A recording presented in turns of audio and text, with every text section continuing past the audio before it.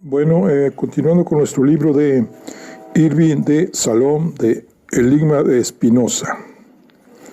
Vamos a continuar y vamos a iniciar lo que es el capítulo número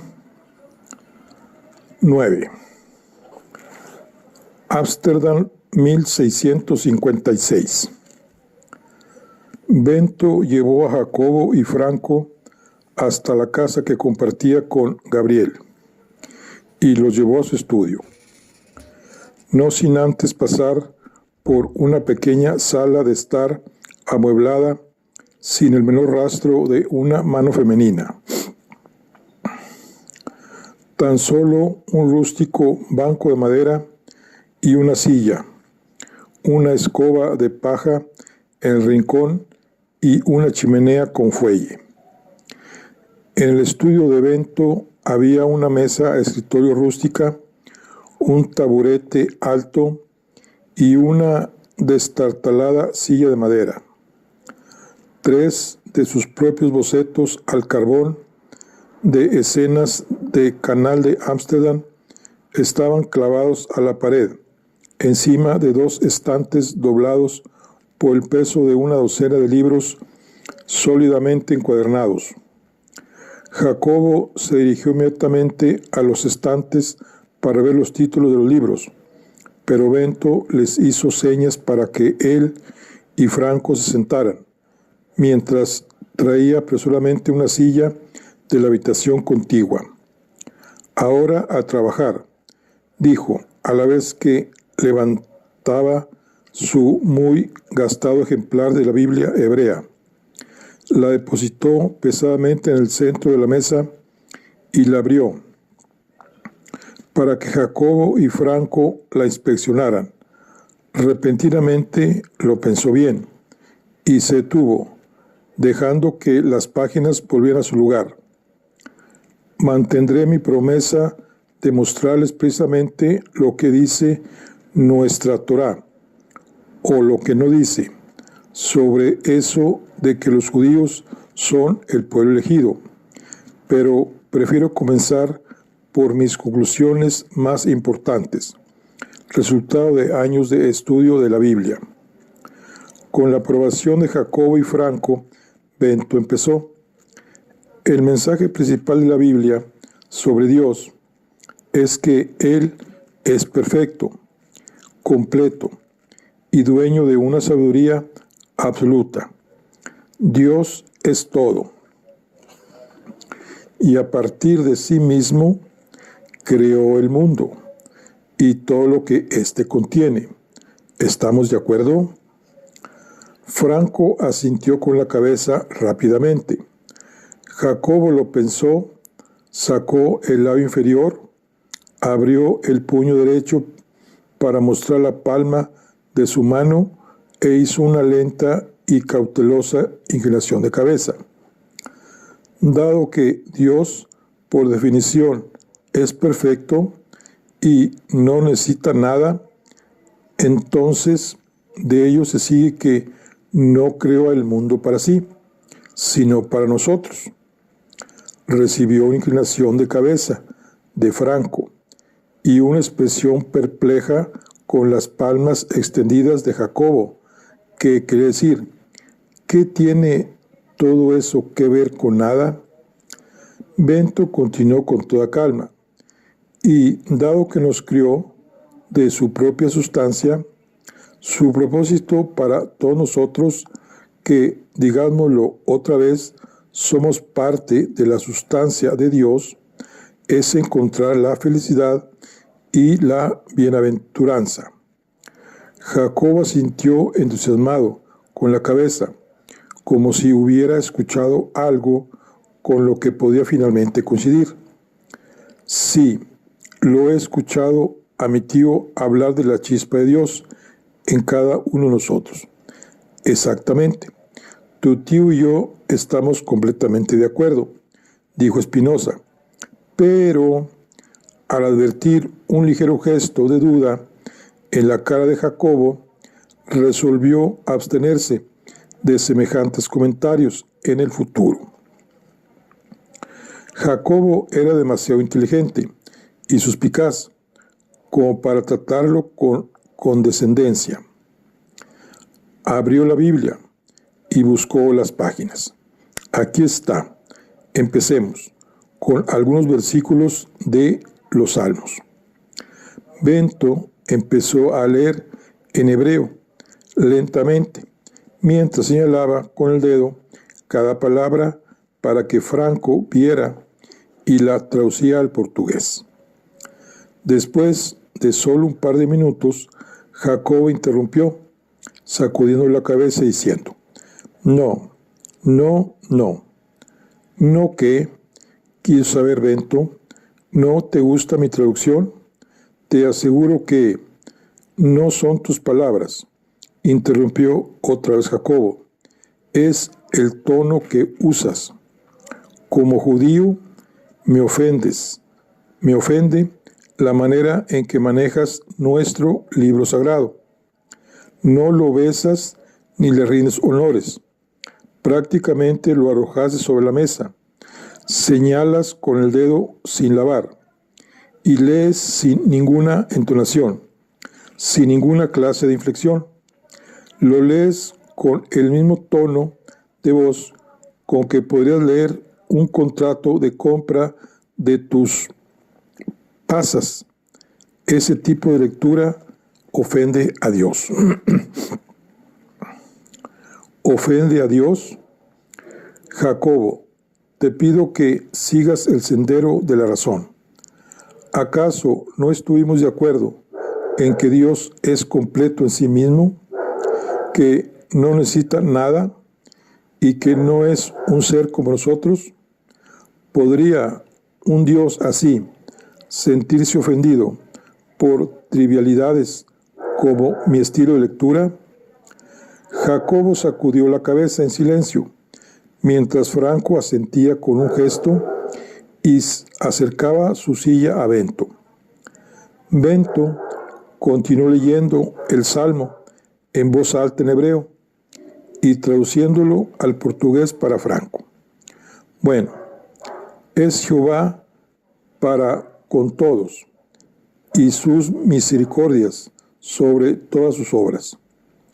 Bento saltó más adelante el mismo Salmo y leyó: cercano está Jehová a todos los que lo invocan. Confía en mí, le aseguró. Puede encontrar una multitud de pasajes como este que dicen con toda claridad que Dios le ha concedido a todos los hombres el mismo intelecto y ha modelado iguales a todos sus corazones. Bento dirigió su atención a Jacobo, quien otra vez sacudió la cabeza. ¿No estás de acuerdo con mi traducción, Jacobo? Puedo asegurarte que dice todos los hombres y no todos los judíos. No puedo no estar de acuerdo. Las palabras son las palabras. Lo que la Biblia dice, pero la Biblia tiene muchas palabras y hay muchas lecturas y muchas interpretaciones hechas por muchos hombres santos. ¿Acaso olvidas o tal vez ni siquiera conozcas los grandes comentarios de Rashi y de Abarnanel? Bento no se inmutó. Fui criado con los comentarios y los comentarios de los comentarios. Los leía desde el amanecer hasta la puesta del sol. He pasado muchos años estudiando los libros sagrados y, como tú me has dicho, muchos en nuestra comunidad me respetan como un estudioso. Hace varios años me aparté para estudiar solo. Adquirí el dominio del hebreo antiguo y del arameo. Dejé de lado los comentarios de otros y estudié de nuevo las palabras mismas de la Biblia. Para comprender realmente la palabra de la Biblia, uno debe conocer la lengua antigua y leerlas con un nuevo espíritu, libre de trabas. Quiero que leamos y comprendamos las palabras exactas de la Biblia, no lo que algún rabino pensó que querían decir, ni esas imaginarias metáforas que los eruditos fingen ver, ni tampoco algún mensaje secreto que los cabalistas ven en ciertas estructuras de palabras y los valores numéricos de las letras. Quiero volver a leer lo que la Biblia dice realmente. Ese es mi método. ¿Quieren que continúe? Sí, por favor, sigue, dijo Franco. Pero Jacobo vaciló. Su agitación era evidente, porque tan pronto como escuchó Benzo enfatizar la frase «todos los hombres», intuyó hacia dónde conducía el argumento de Bento. Pudo oler la trampa que lo esperaba. Intentó una maniobra preventiva. No ha respondido todavía a mi urgente y simple pregunta. ¿Niegas que los judíos son el pueblo elegido?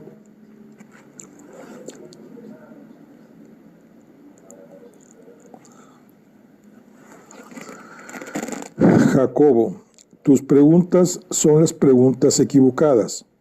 Obviamente no estoy siendo suficientemente claro. Lo que quiero hacer es poner en duda toda tu actitud respecto de la autoridad. No es la cuestión de si yo lo niego o si algún rabino u otro erudito lo afirman. No recurramos a algo superior, a alguna importante autoridad. Más bien fijémonos en las palabras de nuestro libro sagrado, que nos dicen que nuestra verdadera felicidad y bienaventuranza consiste únicamente en disfrutar de lo que es bueno. La Biblia no nos dice que nos sintamos orgullosos del hecho de que nosotros los judíos somos los únicos bendecidos, o que disfrutamos más porque los demás desconocen la felicidad verdadera. Jacobo no dio ninguna señal de haber sido persuadido, de modo que Bento probó otra táctica. Permíteme que te dé un ejemplo de nuestra propia experiencia de hoy. Más temprano, cuando estábamos en la tienda, me enteré de que Franco no sabía hebreo. ¿Correcto? Sí. Entonces, ¿qué me dices de eso? Debo, por lo tanto, regocijarme porque yo sé más hebreo que él.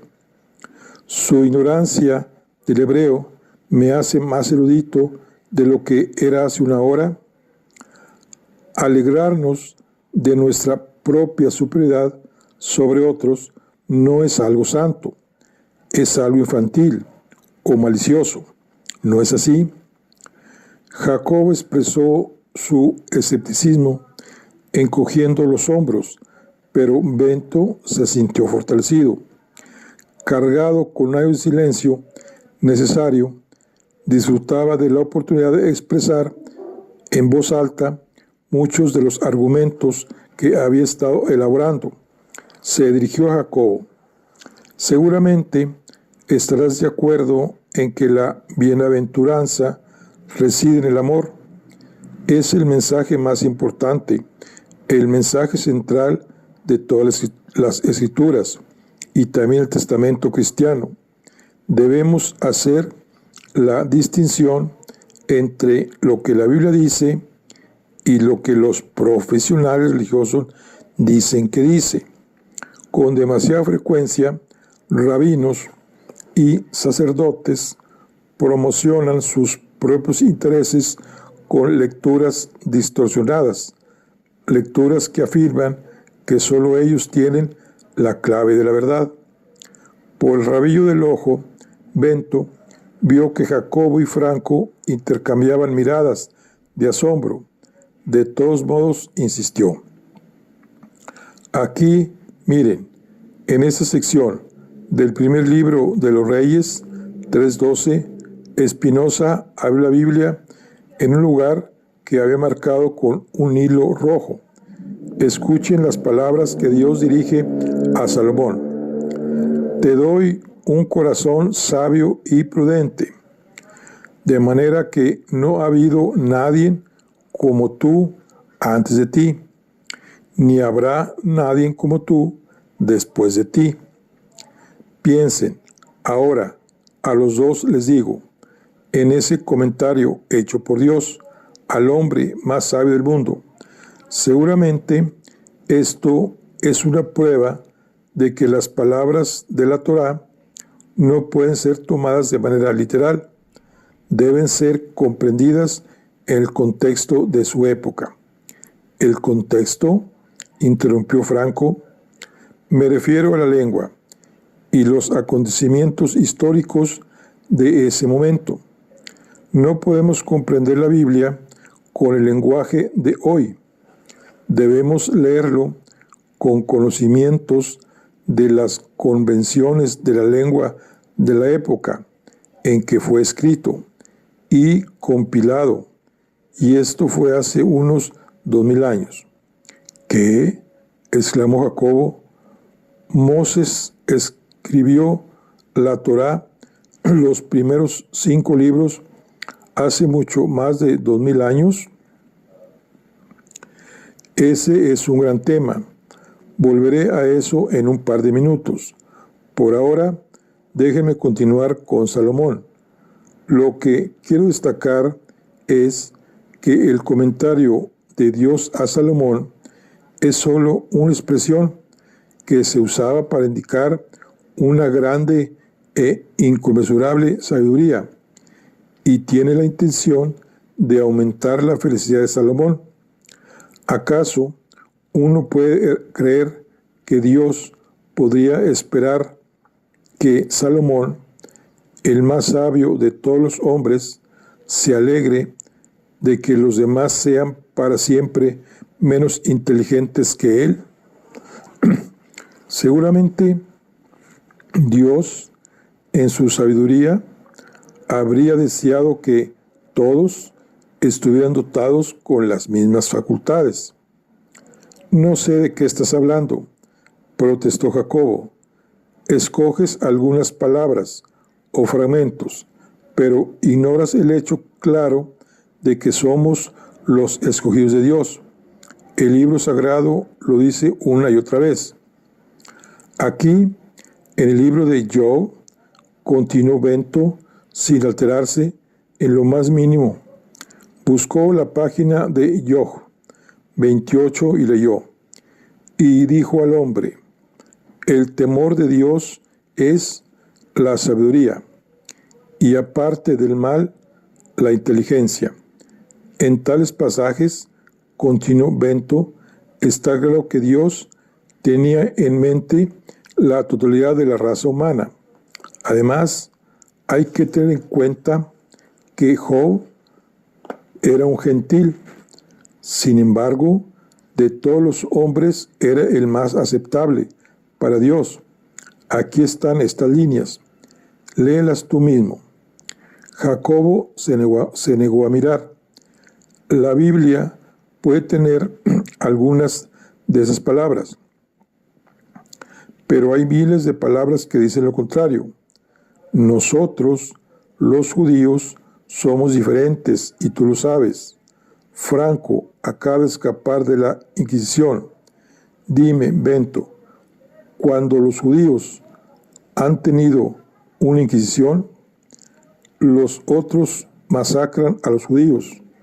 ¿Alguna vez hemos masacrado a otros? Bento pasó las páginas con tal tranquilidad, esta vez fue Josué 10:7 y leyó.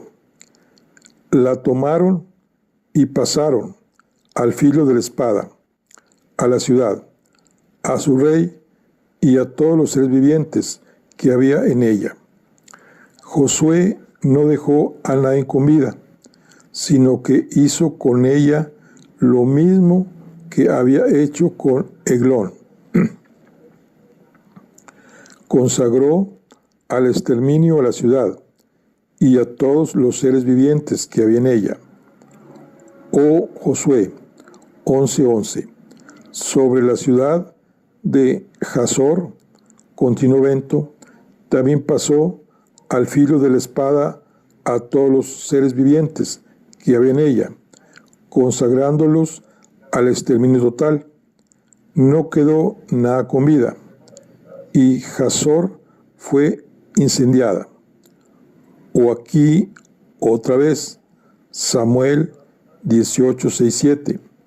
A su regreso, después que David derrotó al filisteo, las mujeres de todas las ciudades de Israel salían a recibir al rey Saúl, cantando y bailando, al son jubiloso de tamboriles y triángulos.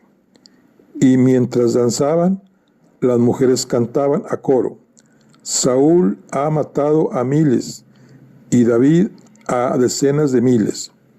Desgraciadamente, hay muchas pruebas en la Torá de que cuando los israelitas tenían poder, eran tan crueles y tan despiadados como cualquier otra nación. No eran moralmente superiores, más rectos o más inteligentes que las otras naciones antiguas. Eran superiores solamente en que tenían una sociedad bien ordenada y un gobierno superior que les permitió persistir por muchísimo tiempo. Pero esa nación hebrea antigua ha dejado de existir hace mucho tiempo y desde entonces ha estado a la par con otros pueblos semejantes. No veo nada en la Torá que indique que los judíos son superiores a los otros pueblos. Dios es igualmente amable con todos. Con una expresión de incredulidad en su rostro, Jacobo dijo: ¿estás diciendo que no hay nada que distinga a los judíos de los no judíos? Exactamente, pero no soy yo quien lo dice la Santa Biblia. ¿Cómo puede ser que llamándote Baruch hables de esa manera? ¿Estás de verdad negando que Dios escogió a los judíos, los favoreció, los ayudó, que Él espera mucho de ellos? Te lo digo otra vez, Jacobo, reflexiona sobre lo que dices. Te lo recuerdo una vez más.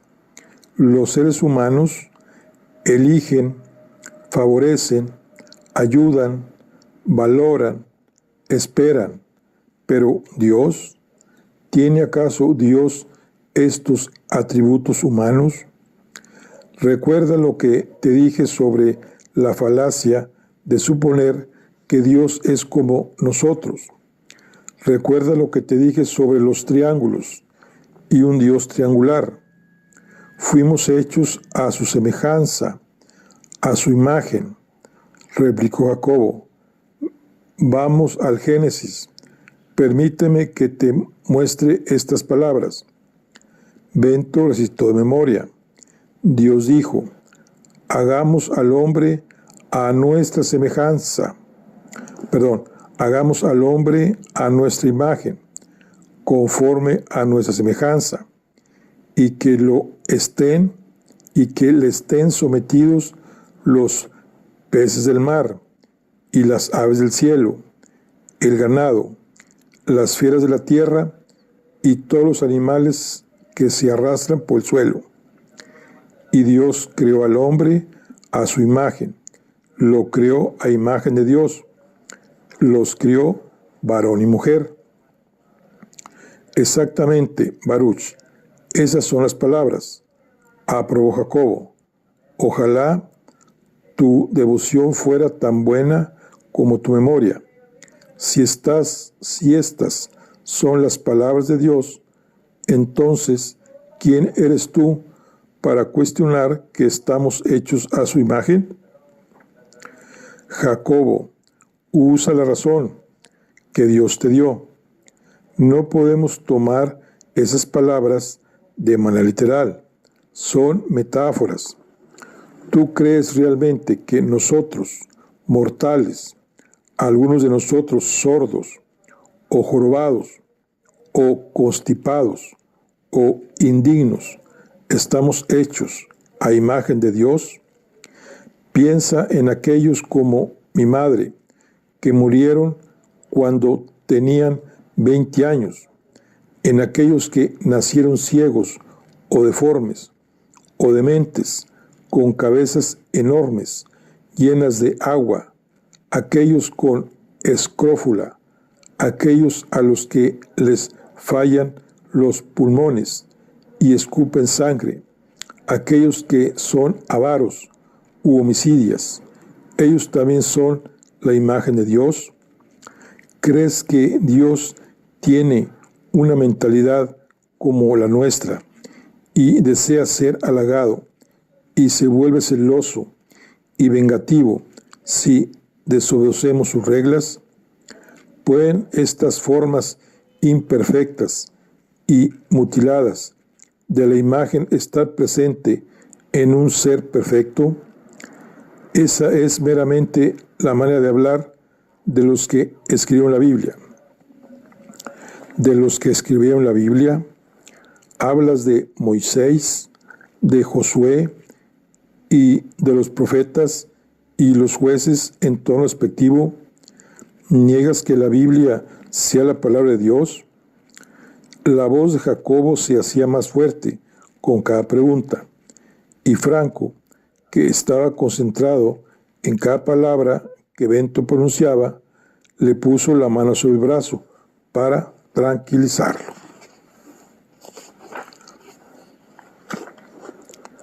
No menosprecio a nadie, aseguró Bento. Esa conclusión viene de tu mente, pero lo que sí digo es que las palabras y las ideas de la Biblia provienen de la mente humana, de los hombres que escribieron esos pasajes e imaginaron, no deberían, mejor decir, desearon parecerse a Dios, estar hechos a imagen de Dios. Entonces, ¿niegas que Dios habla a través de las voces de los profetas? Es obvio que todas las palabras en la Biblia a las que nos referimos como palabras de Dios se originaron solo en la imaginación de los numerosos profetas. ¿Imaginación? ¿Dices imaginación? Jacobo se tapó con la mano la boca, abierta con horror, mientras Franco trataba de disimular una sonrisa. Bento sabía que cada palabra que salía de sus labios escandalizaba a Jacobo, pero no puede detenerse. Estaba feliz de estar rompiendo las trabas que lo obligaban al silencio y de expresar en voz alta todas las ideas que había elaborado en secreto o que había compartido con el rabino, y esto solo de forma muy velada. La advertencia de Van den Enden, caute, caute, le vino a la mente, pero por una vez más hizo caso omiso de la razón y siguió adelante. Sí, es obviamente imaginación, Jacobo, y no te muestres tan escandalizado. Esto lo sabemos por las mismas palabras de la Torá. Por el rabillo del ojo, Bento advirtió la sonrisa de Franco. Bento continuó: aquí, Jacobo, lee esto conmigo, en Deuteronomio 34:10. Y nunca más se levantó profeta de Israel como Mesías, a quien haya conocido Jehová cara a cara. Ahora bien, Jacobo considera lo que eso significa. Tú sabes, por supuesto, que la Torá nos dice que ni siquiera Moisés vio la cara del Señor, ¿no? Jacobo asintió con la cabeza. Sí, la Torá lo dice. Así que, Jacobo, hemos eliminado la visión, y debe querer decir que Moisés escuchó la verdadera voz de Dios y que ningún profeta después de Moisés escuchó su verdadera voz. Jacobo no supo qué decir. Explícamelo a mí, intervino Franco, que había estado escuchando atentamente cada palabra de Bento. Si ninguno de los otros profetas escuchó la voz de Dios, entonces, ¿cuál es el origen de las profecías? Agradecido por la participación de Franco, Bento respondió de inmediato: creo que los profetas eran hombres dotados de una imaginación inusitadamente vívida, pero no necesariamente con la facultad de razonar muy desarrollada. Entonces, Bento preguntó Franco: ¿tú crees que las milagrosas profecías no son nada más que las ideas imaginarias de los profetas? Exactamente. Es como si no hubiera nada sobrenatural, continuó Franco. Tú haces que parezca que todo tiene una explicación. Eso es precisamente lo que creo. Todo, y quiero decir absolutamente todo, tiene una causa natural. Para mí, dijo Jacobo, que había estado mirando furioso a Bento mientras hablaba de los profetas, hay cosas que solo Dios conoce, cosas causadas solo por la voluntad de Dios. Creo que cuanto más lleguemos a saber, menos serán las cosas solo conocidas por Dios. En otras palabras, cuanto más grande es nuestra ignorancia, más le atribuimos a Dios. ¿Cómo te atreves? Jacobo lo interrumpió Bento. Examinemos por qué nosotros tres estamos reunidos aquí. Viniste a mí porque Franco estaba en una crisis espiritual y necesitaba ayuda. Yo no los busqué. Es más, les aconsejé, en cambio, que vieran al rabino. Tú dijiste que te habían sido dicho que el rabino solamente haría que Franco se sintiera peor. ¿Recuerdas? Sí, eso es verdad, reconoció Jacobo. Entonces, ¿para qué sirve que tú y yo entremos en esta disputa? En cambio, hay solo una duda legítima. Bento se volvió hacia Franco. Dime, ¿te estoy sirviendo de alguna ayuda? ¿Algo de lo que te he dicho te ha servido de ayuda? Todo lo que has dicho me ha proporcionado gran consuelo, respondió Franco. Me ayudas a recobrar la cordura. Estaba perdiendo mi rumbo y tu pensamiento, claro, la manera en que tú nos aceptas, nada cuya base sea la autoridad, no es como ninguna cosa que yo haya alguna vez escuchado. Veo la cólera de Jacobo y me disculpo por él, pero en cuanto a mí, sí, tú me has ayudado. En tal caso, concluyó Jacobo, poniéndose repentinamente de pie, hemos obtenido lo que vinimos a buscar y nuestros asuntos aquí han terminado. Franco se mostró sorprendido y se quedó sentado, pero Jacobo lo tomó por el codo y lo guió hacia la puerta. Gracias, Bento, dijo Franco al llegar a la entrada. Por favor, dime, ¿estás disponible para más reuniones? Estoy siempre disponible para una discusión razonada. Solo tienes que venir a la tienda, pero Bento se volvió hacia Jacobo. No estoy disponible para una disputa que excluya la razón.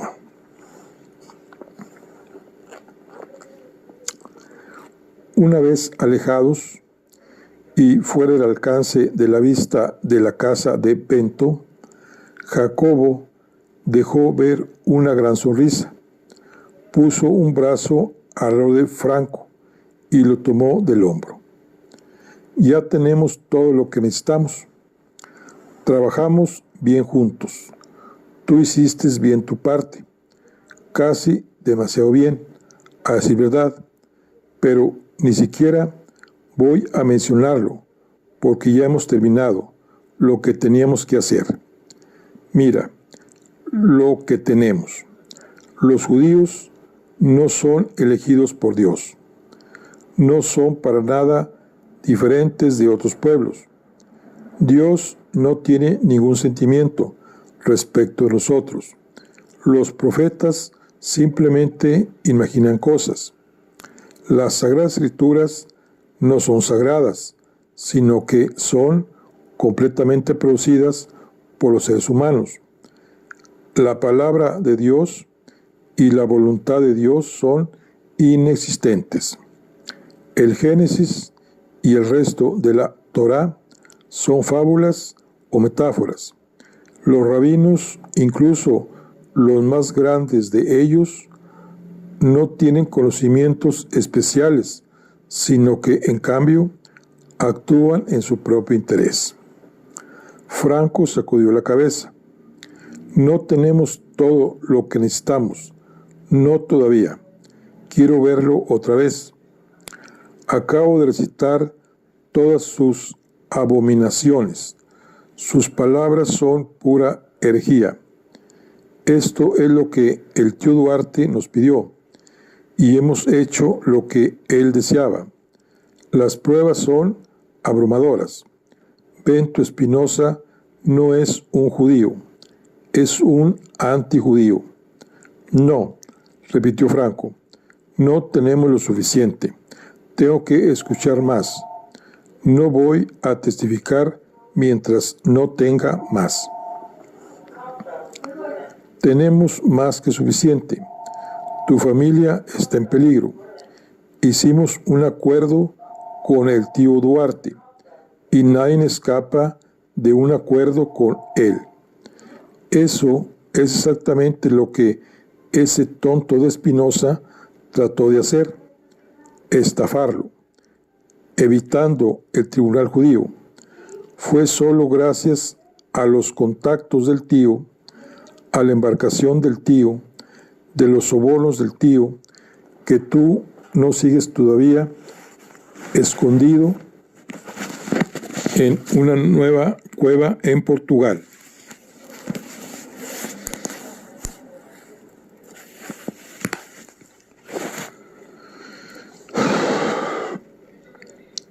Y en solamente 2 semanas, su barco vuelve a buscar a tu madre, tu hermana y mi hermana. ¿Quieres que ellas sean asesinadas como nuestros padres? Si no vas conmigo a la sinagoga y atestiguas ante la comisión que la gobierna, entonces serás tú quien enciendas sus piras. No soy un tonto y no voy a ser llevado de un lado a otro como una oveja, reaccionó Franco. Tenemos tiempo y necesito más información antes de atestiguar ante la comisión de la sinagoga. Un día más no hace ninguna diferencia, y tú lo sabes.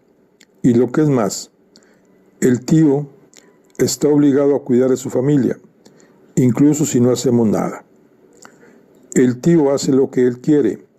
Lo conozco mejor que tú. No sigue ninguna regla más que las suyas y no es generoso por naturaleza. Yo ni siquiera deseo volver a visitar a tu Espinosa. Difama a todo nuestro pueblo. Ese hombre tiene más inteligencia que toda la congregación reunida, y si tú no quieres ir, lo haré yo solo con él. No, si tú vas, yo voy. No te dejaré ir solo. El hombre es demasiado persuasivo. Me siento alterado yo mismo. Si vas solo, lo próximo que veré será una cherén para ti tanto como para él. Al ver que Franco lo miraba perplejo, Jacobo añadió: cherem, él es comunión, otra palabra hebrea que es mejor que aprendas.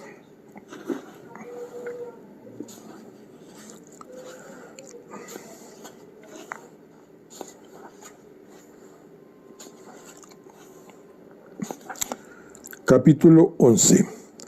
Ámsterdam, 1656.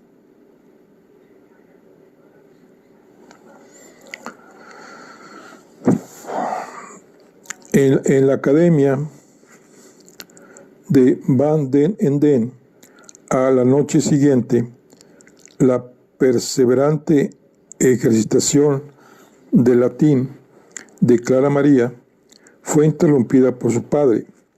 Se inclinó formalmente ante su hija y se disculpó.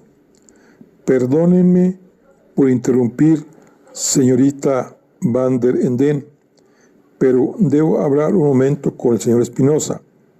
Se volvió hacia Bento.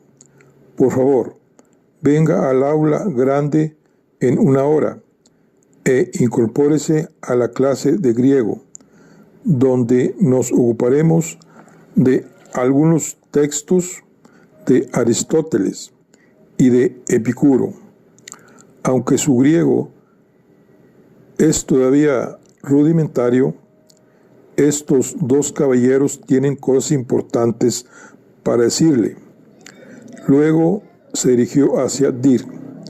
Sé que usted tiene poco interés en el griego, ya que no es más, lamentablemente, un requisito para la Facultad de Medicina, pero usted podrá encontrar aspectos del estudio de estos textos que le serán útiles para su futuro trabajo con los pacientes.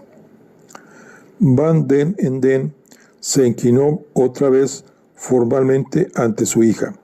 Y ahora, mademoiselle, la dejaré que continúe llevándolos por los senderos del latín. Clara María continuó leyendo pasajes breves de Cicerón que Bento y Dirk se turnaban para traducir al holandés. Varias veces ella golpeó su regla para llamar la atención del distraído Bento, quien, en lugar de prestar atención a Cicerón, estaba completamente concentrado en los encantadores movimientos de los labios de Clara María, cuando pronunciaba las M y las P en multa pater puer y más maravillosamente todavía en prastantissimam. ¿Dónde está su concentración hoy, Bento Espinosa?, reprendió Clara María, tratando con gran esfuerzo de retorcer su más que agradable cara de 13 años en forma de pera para lograr un severo entrecejo fruncido. Perdón, por un momento me dejé absorber por mis pensamientos, señorita Van der Enden. Sin duda, pensando en el simposio griego de mi pueblo, ¿no? Sin duda, mintió Bento, que había estado pensando mucho más en la hija que en el padre. También seguía obsesionado por las palabras de enojo de Jacobo, pronunciadas unas horas antes, las que le anunciaron un destino de hombre solo y aislado. Jacobo era dogmático, de mente cerrada, y estaba equivocado en muchos asuntos, pero en algo tenía razón. Bento sabía que podía llegar a no tener esposa ni familia, así como quedar fuera de su comunidad. La razón le decía que la libertad debía de ser su objetivo y que su lucha por liberarse de las restricciones de la supersticiosa comunidad judía sería absurda si simplemente la entregaba a cambio de la prisión de una esposa y una familia. La libertad era su única meta, la libertad de pensar, de analizar, de transcribir los pensamientos estruendosos que resonaban en su mente. Pero era difícil, vaya si era difícil. Aparte su atención de los encantadores labios de Clara María. Van den Enden dio comienzo al debate de la clase de griego diciendo: eudaimonia, examinemos las dos raíces. Ahuecó las manos por detrás de las orejas y esperó. Los estudiantes sugirieron tímidamente bueno, normal, agradable. Van den Enden asintió con la cabeza y repitió el ejercicio con daimon y recibió las voces de un coro más vigoroso: espíritu, diablillo, deidad menor. Sí, sí y sí, todas son correctas, pero unidas a eu, el significado vira hacia buena fortuna y por lo tanto, usualmente eudaimonia connota bienestar, felicidad o prosperidad. Estos tres términos son sinónimos.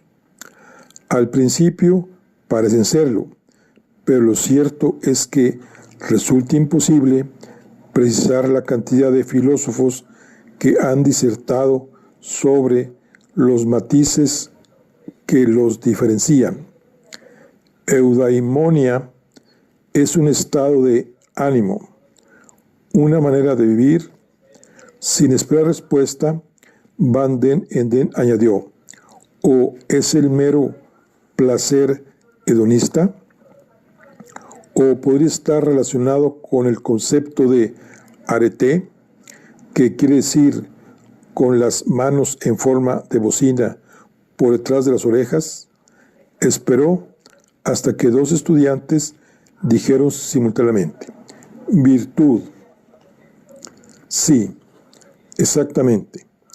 Y muchos antiguos filósofos griegos incorporan la virtud al concepto de eudaimonia, quizás elevándolo así del estado subjetivo de sentirse feliz a la consideración más elevada de llevar una vida moral, virtuosa y deseable. Sócrates tenía una posición muy fuerte tomada al respecto. Recuerden la lectura de la Apología de Platón de la semana pasada, en la que él aborda a un conciudadano ateniense para plantearle la cuestión de la arete con estas palabras. En este punto, Van den Enden adoptó una postura teatral y recitó a Platón en griego, para luego lentamente traducir el texto al latín para Dirk y Bento. No te avergüenzas de estar obsesionado por aumentar al máximo tus riquezas y con ello tu fama y honores, y de descuidar la sabiduría y la grandeza de tu espíritu sin preocuparte de engrandecerlas. Ahora bien, tengan en cuenta que las obras más tempranas de Platón reflejan las ideas de su maestro, Sócrates, mientras que en sus trabajos posteriores, como La República, vemos el surgimiento de las ideas propias de Platón, que destacan los patrones absolutos para la justicia y las otras virtudes en la esfera metafísica. ¿Cuál es la idea de Platón respecto a nuestro objetivo fundamental en la vida? El de alcanzar la más alta forma de conocimiento, y en su opinión, era la idea del bien, de la que todo lo demás obtiene su valor. Solo entonces, dice Platón, podemos alcanzar la eudaimonía, en su opinión, un estado de armonía del alma. Permítame repetir estas palabras: armonía del alma. Vale la pena recordarlas, pueden serles útiles en la vida. Pasemos entonces al significado, al siguiente gran filósofo, a Aristóteles, que estudió con Platón, tal vez unos 20 años. 20 años. Recuerden, aquello que se ha quedado diciendo que mi plan de estudios era demasiado difícil y demasiado largo. En las partes de la ética a Nicomaco, que van a leer esta semana, verán que Aristóteles también tenía una fuerte posición tomada acerca de la vida buena. Estaba seguro de que no consistía en el placer sensual, ni en la fama, ni en la riqueza. ¿Cuál era, según Aristóteles, nuestro propósito en la vida?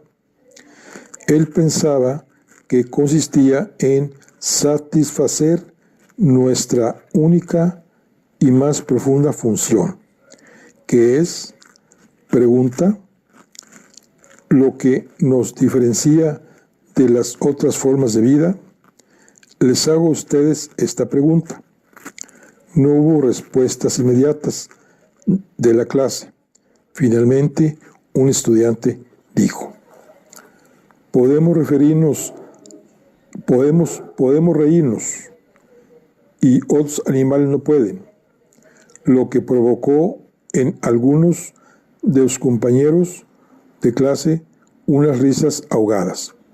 Intervino otro: caminamos con 2 piernas, la risa y las piernas. ¿Eso es lo mejor que pueden decirme?, exclamó Van der Enden. Esas respuestas tontas trivializan esta discusión. Piensen, ¿cuál es el atributo principal que nos separa de las formas de vida inferiores? De pronto se volvió hacia Bento. Le hago esta pregunta a usted, Benito Espinosa. Sin un instante de reflexión, Benito respondió: creo que es nuestra capacidad única de razonar. Precisamente, y de ahí que Aristóteles afirmó que la persona más feliz es aquella que satisface mejor precisamente esa función. Entonces, el más alto y más feliz de los esfuerzos es el de llegar a ser filósofo, preguntó Alfonso, el estudiante más inteligente en la clase de griego, quien se sintió perturbado por la rápida respuesta de Bento. No parece demasiado interesada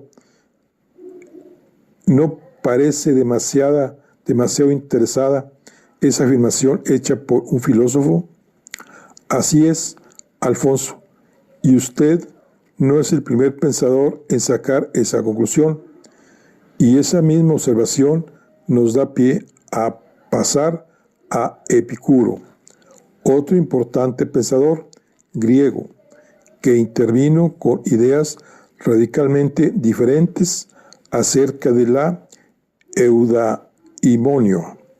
eudaimonia y sobre la misión del filósofo.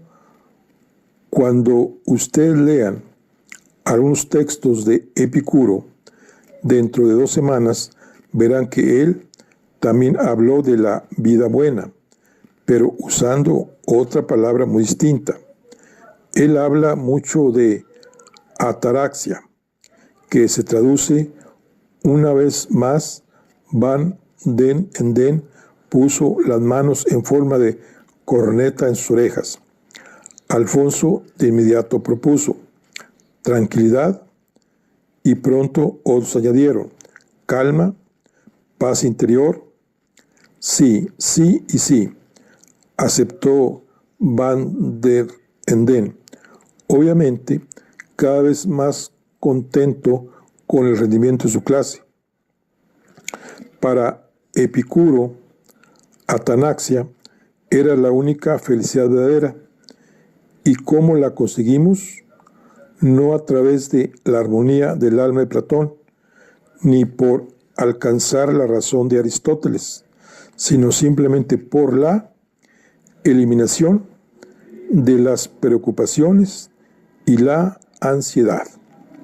Si Epicuro les estuviera hablando a ustedes en este momento, los exhortaría a simplificar la vida. Esto es lo que diría si estuviera hablando aquí hoy.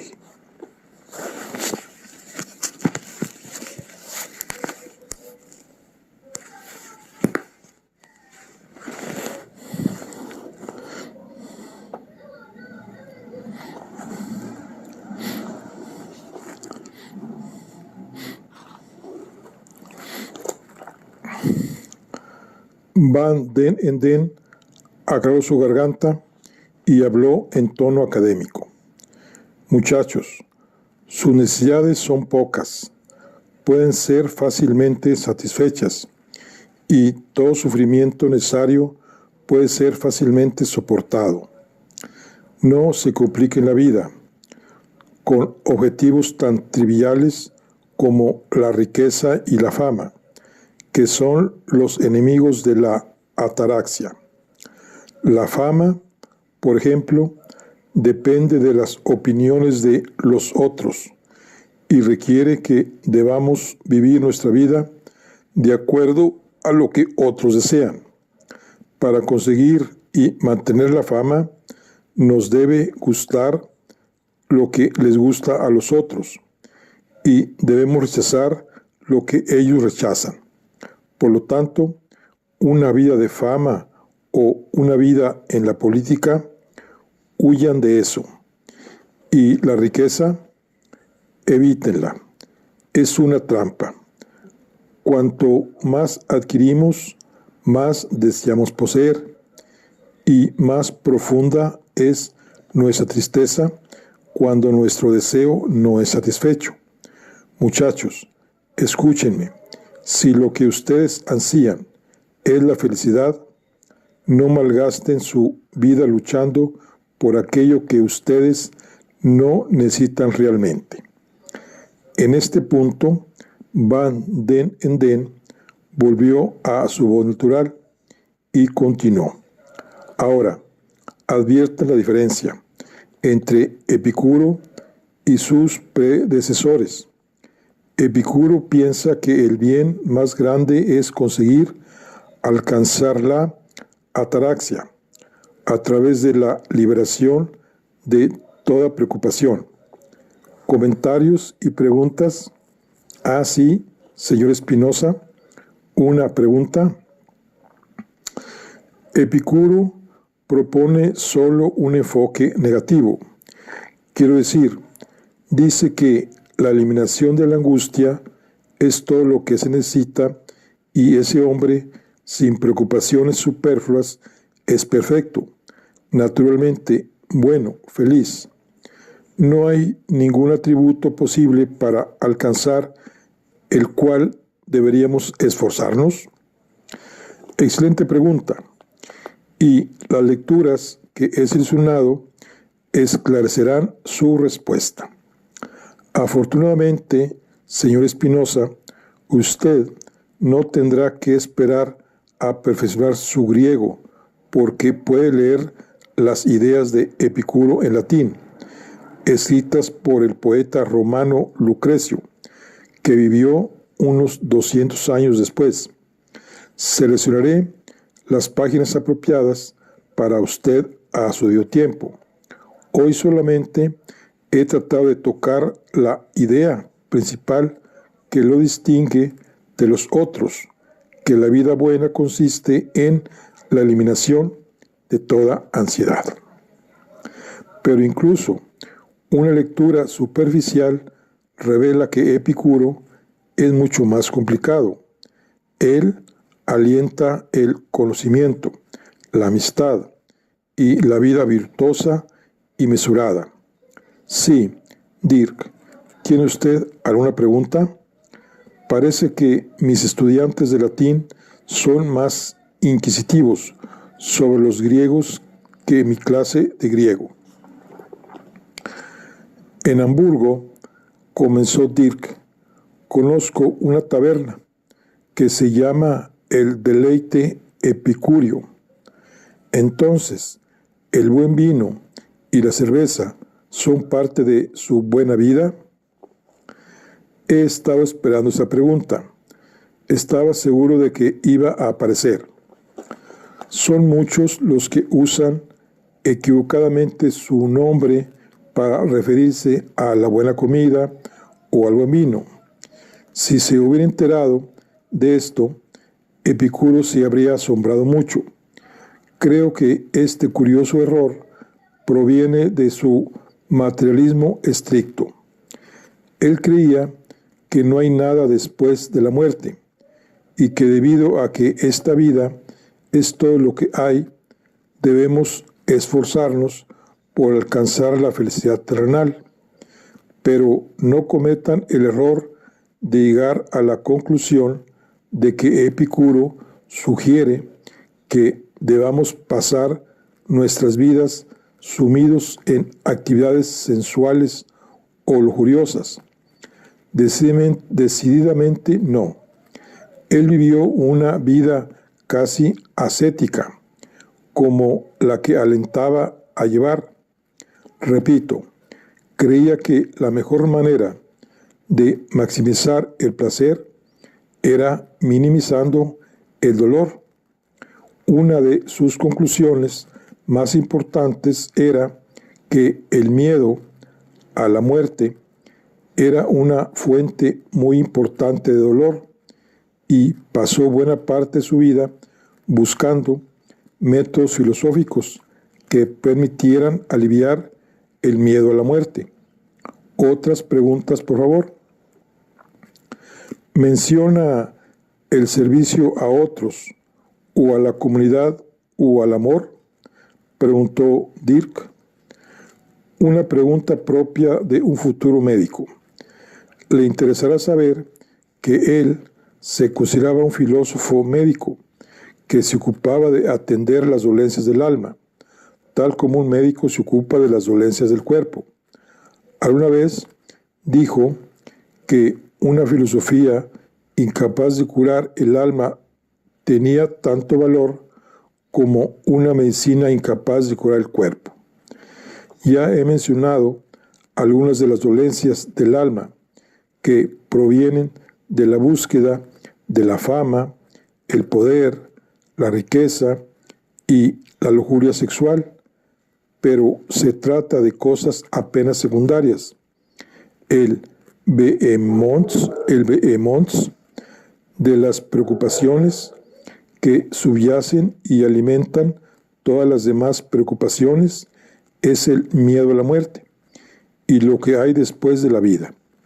De hecho, uno de los primeros principios en el catecismo que sus estudiantes tenían que aprender era el de que somos mortales, que no hay nada después de la muerte y por lo tanto no tenemos nada que temer de los dioses después de la muerte.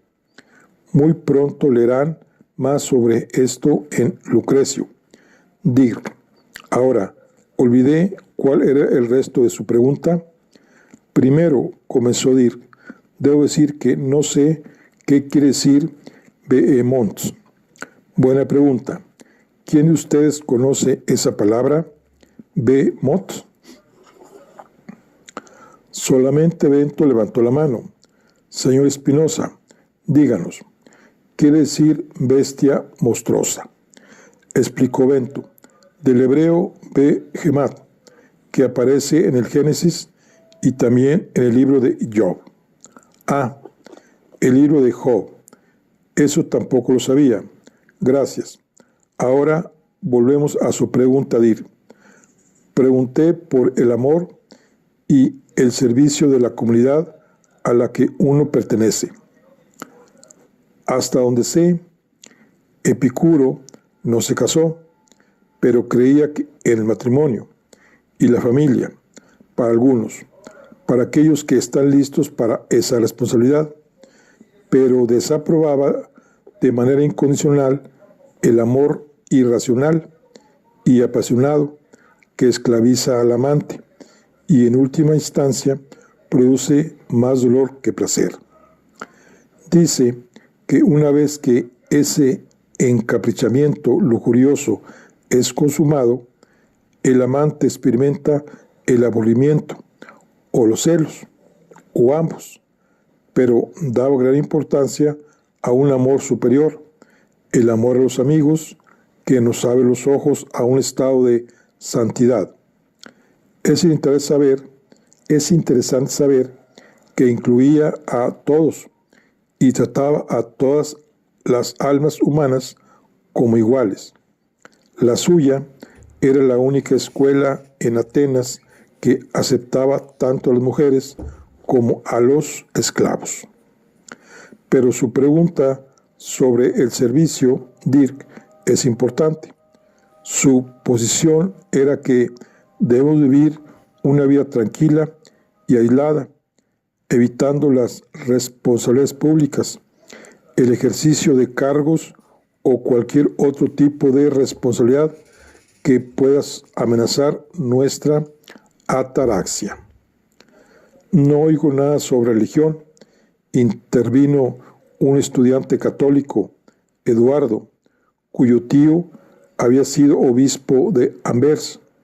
Se habla del amor a los amigos, pero nada sobre el amor a Dios o del propósito de Dios en ese plan para la felicidad.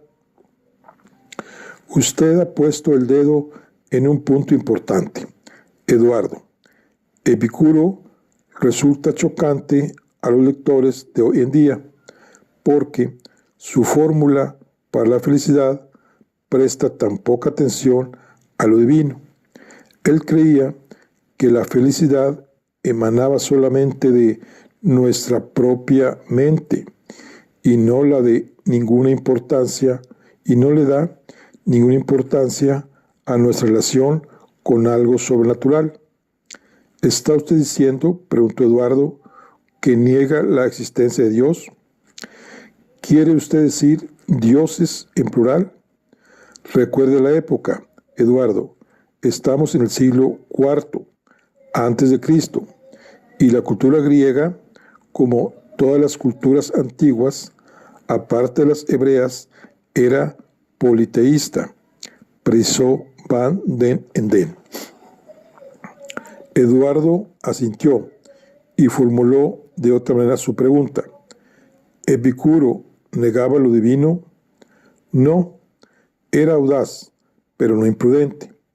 Había nacido unos 60 años después de que Sócrates fuera ejecutado por herejía y sabía que no creer en los dioses habría sido dañino para la salud. Adoptó una posición más segura y dijo que los dioses existían, que vivían llenos de alegría en el monte Olimpo, pero eran completamente indiferentes a la vida humana. Pero, ¿qué clase de Dios es ese? ¿Cómo puede uno imaginar que Dios no iba a querer que nosotros vivamos de acuerdo con su plan? Preguntó Eduardo. Es inimaginable que un Dios que sacrificó a su propio Hijo por nosotros no tenía la intención de que nosotros viviéramos en una particular manera santa. Hay muchos conceptos de dioses inventados por muchas culturas, intervino Bento, pero yo sé con la más profunda certeza que Cristo, nuestro Señor, nos ama y tiene un lugar para nosotros en su corazón y un designio para nosotros, protestó Eduardo, mirando hacia arriba. La fuerza de una creencia no tiene ninguna relación con su veracidad, replicó Bento. Cada Dios tiene sus creyentes profundos y acérrimos. Caballeros, interrumpió Van den Enden, pospongamos esta discusión hasta que hayamos leído y dominado los textos.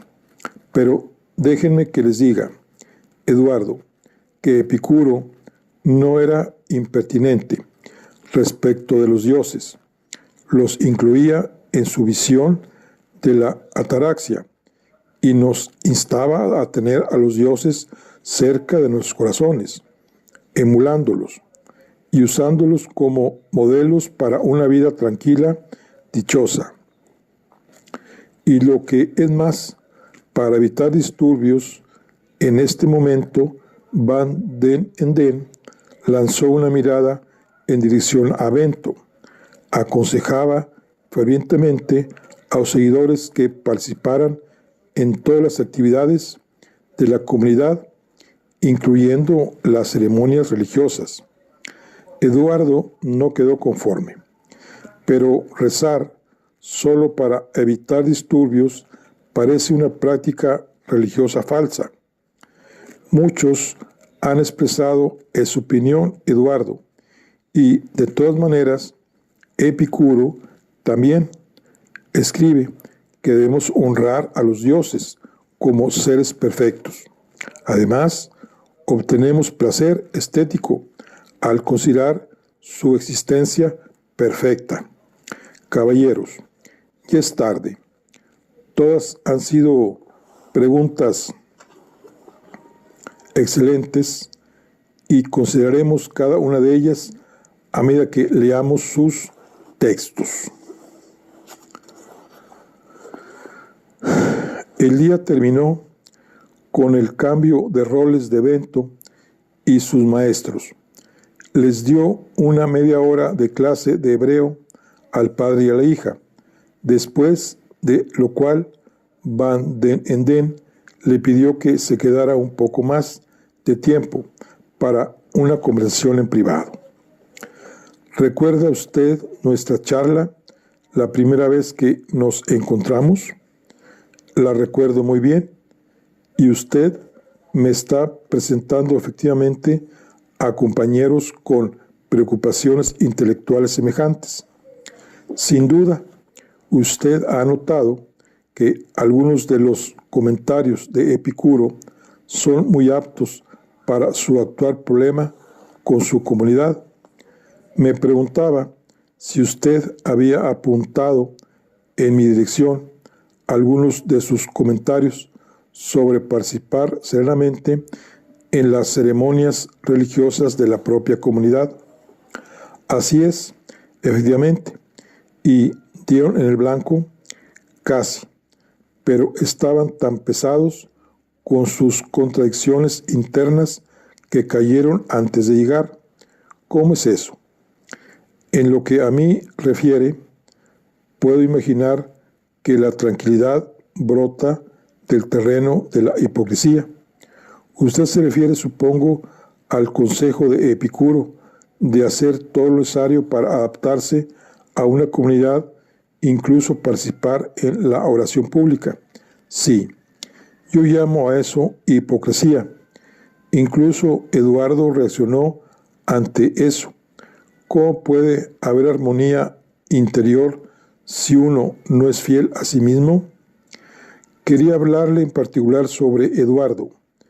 ¿Qué piensa usted sobre cómo se siente él respecto de nuestra discusión y de usted? Sorprendido por esta pregunta, Bento hizo una pausa. No tengo respuesta para eso. Le pido una conjetura. Bueno, no está contento consigo.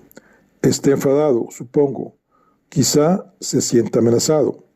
Sí, buena conjetura. Muy predecible, diría. Ahora, responda a esta pregunta. ¿Eso es lo que usted quiere? Bento sacudió la cabeza. ¿Y Epicuro pensaría que usted ha actuado de una manera propicia para la buena vida? Debo aceptar que no. En este momento, sin embargo, creí que estaba actuando sabiamente al abstenerme de pronunciar otras palabras. Por ejemplo, ¿cuáles? Que Dios no nos hizo a su imagen, sino que nosotros lo hicimos a Él a nuestra imagen. Imaginamos que es un ser como nosotros, que escucha nuestras oraciones apenas murmuradas y que se preocupa por lo que deseamos. Santo cielo, si esto es lo que usted casi dijo, entonces veo lo que quiere decir. Digamos entonces que usted actuó de manera imprudente, pero no del todo tontamente. Eduardo es un católico devoto. Su tío fue un obispo católico. Esperar que él deje de lado sus creencias a partir de algunos comentarios, aunque sean comentarios racionales, resulta algo sumamente irracional y quizá peligroso. Ámsterdam tiene la reputación de ser la ciudad más tolerante de Europa en este momento, pero recuerde el significado de la palabra tolerante, que conota que todos tenemos que ser tolerantes respecto de las creencias de los demás, aunque las consideremos irracionales. Creo cada vez más, replicó Bento, que si uno vive entre hombres con creencias enormemente diferentes, entonces uno no puede complacerlos sin cambiar uno mismo enormemente. Ahora empiezo a comprender el informe de mi espía acerca del descontento de la comunidad judía con usted. Usted expresa todas sus ideas a los otros judíos. Hace aproximadamente un año, en mis meditaciones, resolví decir siempre la verdad. Ah, interrumpió Van der Enden, ahora veo por qué los negocios van tan mal. Un hombre de negocios que diga la verdad es un oxímoron. Bento sacudió la cabeza. ¿Oxímoron? Del griego oxis, que significa afilado, moros, que significa estúpido. Por lo tanto, el oxímoron alude a una paradoja interna. Imagine que un comerciante decidido a decir la verdad le dice a su cliente: por favor, compre estas pasas, me haría un gran favor. Tienen ya varios años, están marchitas y debo de hacerme de ellas antes de que llegue el envío de pasas suculentas la semana que viene. Al advertir que no había la menor señal de una sonrisa en Bento, Van den Enden recordó algo que ya había percibido. Bento, Spinoza, no tenía sentido del humor, volvió sobre sus pasos. Pero no es mi intención restar importancia a las cosas serias que usted me dice. Usted me pidió que fuera discreto dentro de mi comunidad. He guardado silencio respecto a mis opiniones aparte de mi hermano y de esos dos desconocidos de Portugal que me pidieron consejo. Es más, los vi hace unas horas y en un esfuerzo por serles útil al que decía estar en una crisis espiritual, no me privé de expresar lo que pienso sobre las creencias supersticiosas. Estuve sumergido en una lectura crítica de la Biblia hebrea con estos visitantes. Desde que me saqué ese peso de encima ante ellos, experimenté lo que usted llamó armonía interna. Da la impresión de que se ha reprimido durante mucho tiempo, no lo suficiente, para mi familia o para mi rabino, que están completamente disgustados conmigo.